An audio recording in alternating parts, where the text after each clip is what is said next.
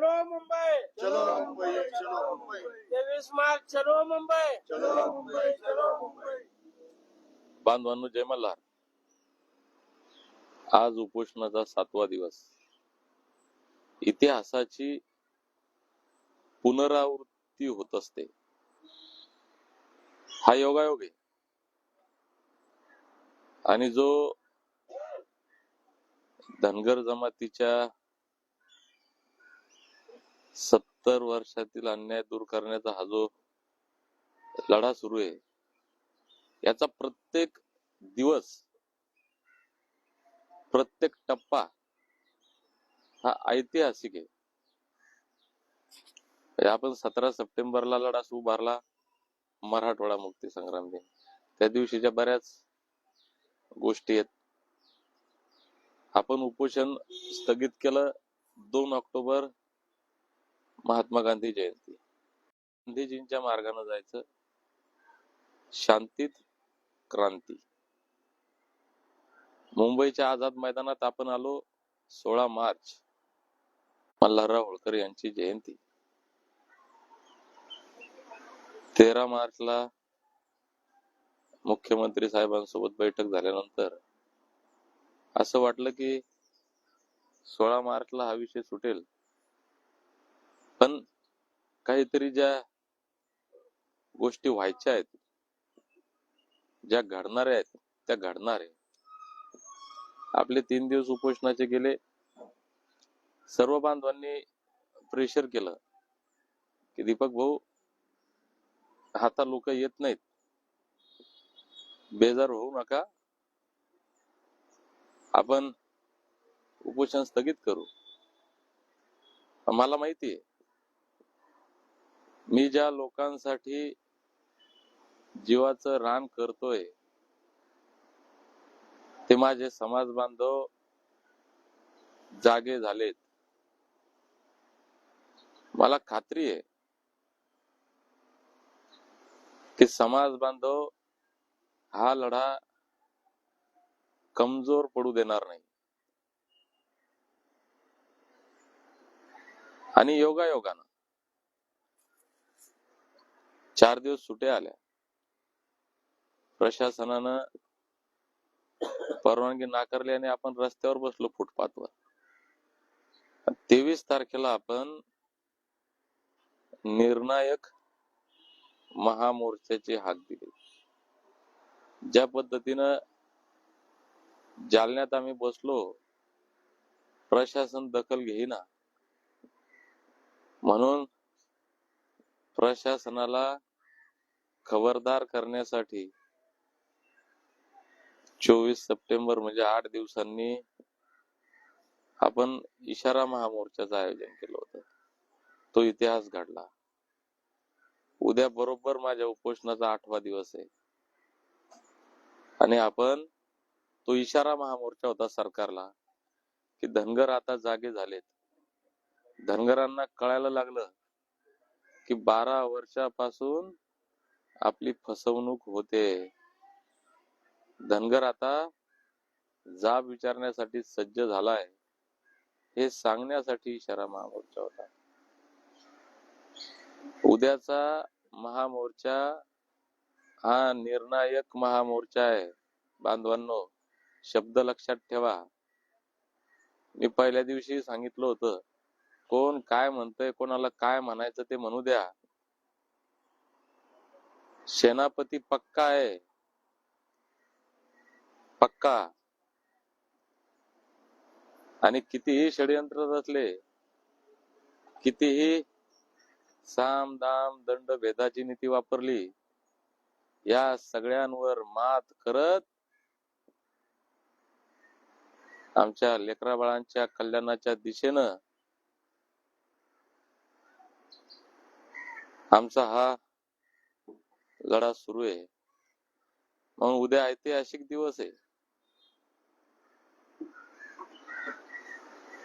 या भूमीचे महान सुपुत्र,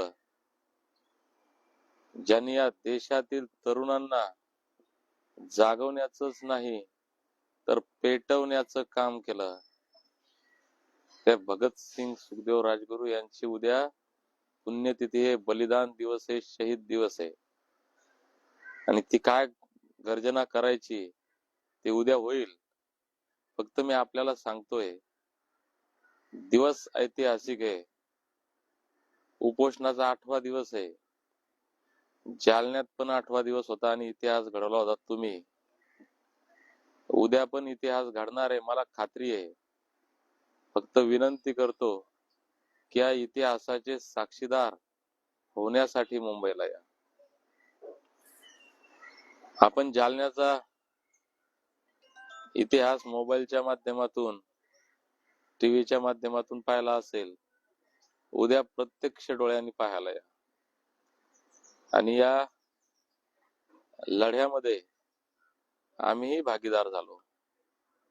उद्या जर तुम्ही आलात तर उद्या हा तिढा सुटेल, हा लढा संपेल.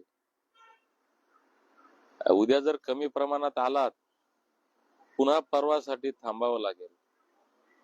त्याच्यामुळे बांधवांनो, परवाची वाट पाहू नका, उद्या या. येताना सुरक्षित या.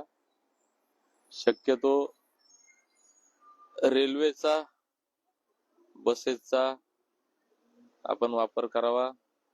रेल्वेचा प्रवास सर्वात सुरक्षित आहे. आज जे बांधव निघणार आहेत आमचे, त्यांनीही सुरक्षित यावं. उद्या सकाळपर्यंत पोहोचतील. पण उद्या जे घरी आहेत ते घरी थांबू नका, मुंबईकडे चालत राहा. जोपर्यंत मुंबईत आपला निर्णय होत नाही तोपर्यंत मुंबईकडे चालत राहायचं. आता सर्वात महत्वाची विनंती, आणि ही धनगरांची परीक्षा आहे महाराष्ट्रातल्या. मी 15 तारखेला निघताना म्हणालो होतो जालन्यात, हा आमचा संघर्षाचा काळ आहे. ही आमच्या अस्तित्वाची, आमच्या स्वाभिमानाची लढाई आहे. आणि आमच्या या संघर्षामध्ये कोण आमच्या सोबत आहे,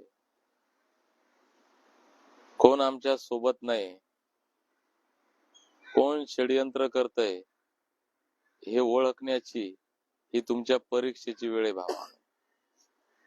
मी आज परत सांगतो, तुमच्या गावचा पुढारी, सरपंच, पंचायत समिती, झेडपी मेंबर, नगरसेवक, आमदार, खासदार, मंत्री, ज्यांना तुम्ही भरभरून मतं दिले, ज्यांना तुम्ही मोठं केलं, मग ते कोणत्याही जाती धर्माचे, कोणत्याही पक्षाचे, कोणत्याही संघटनेचे असो, ते या संकटात, ते या संघर्षात तुमच्या सोबत आहेत का, ही चेक करण्याची वेळ आहे. आणि मी आता अत्यंत जबाबदारीनं सांगतो, इथं कमी लोक असतील, उद्या हजारो लोक असतील, तिथेही मी हेच सांगेल, जो या संघर्षाच्या काळात आमच्या सोबत आहे तो आमचा. मग तो कोणत्याही जाती धर्माचा असो, कोणत्याही पक्षाचा असो, कोणत्याही संघटनेचा असो, जो आज आमच्या सोबत आहे ताकदीनं, तनमन धनानं, तो आमचा. आणि जे आज आमची मजा पाहू राहिले, जे काड्या करू राहिले, त्यांना आम्ही कायम स्मरणात ठेवू. त्यांनी भविष्यात आमच्याकडनं आपलेपणाची, सहकार्याची कुठल्याच प्रकारची अपेक्षा करू नये. म्हणून जो आमच्या सोबत येईल या संघर्षात, त्याचं स्वागत तो आमचा, तो कुणीही असो.